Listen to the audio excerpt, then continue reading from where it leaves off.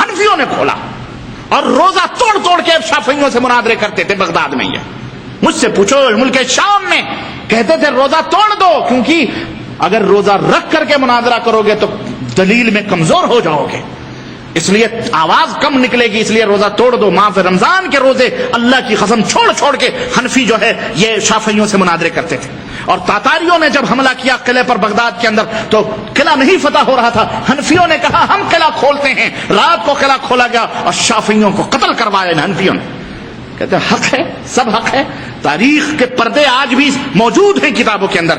یہ حنفی شافعی مالکی حنبلی کا جو جھگڑا، یہ لفڑے ایسے نہیں تھے، بہت خطرناک تھے. آج گھول میل کی بات کر رہے ہیں تو وہی ہے کہ کہتے ہیں اللہ نے ہمیں اس کا حکم دیا. اللہ نے حکم نہیں دیا ہے کہ تم شافعی مالکی حنبلی بنو، اللہ نے تمہیں اللہ کا بندہ رسول کا امتی بنایا ہے. اللہ فرماتا ہے کہہ دو کہ ہاں اللہ فحاشیوں کا حکم نہیں دیتا. اتقولون علی اللہ ما لا تعلمون، کیا اللہ کے اوپر وہ باتیں گڑھتے ہو جو تم کو پتہ نہیں ہے؟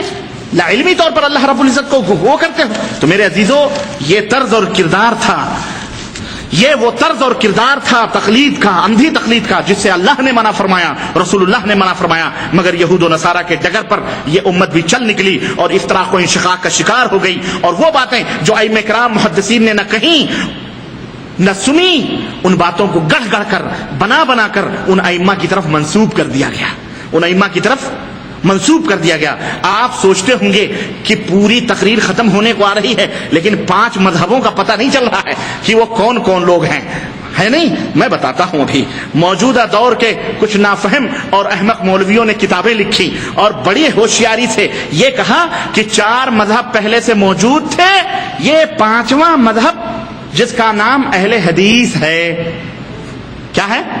اہل حدیث ہے، اس کا مذہب ہے.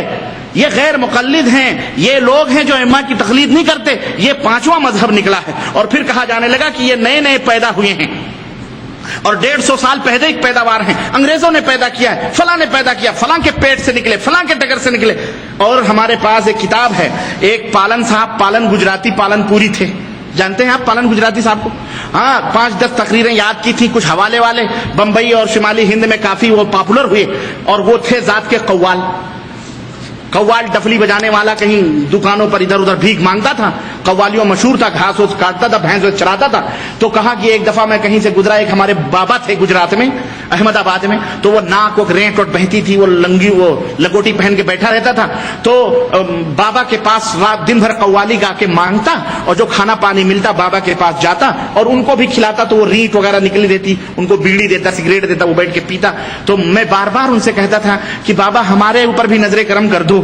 یہ حقانی کہتا ہے، یہ اس کا نام حقانی ہے. حقانی کیا ہے؟ یہ پالن حقانی گجراتی کا، یہ اور اس کو لکھتے ہیں مولانا. ہم نے کہا ایسی مولانا ہو تو بھی اللہ ہی خیر کرے. المہم جناب علی کہا کہ پھر وہ کیا ہوا کہ بابا روزانہ میں کہتا تھا کہ بابا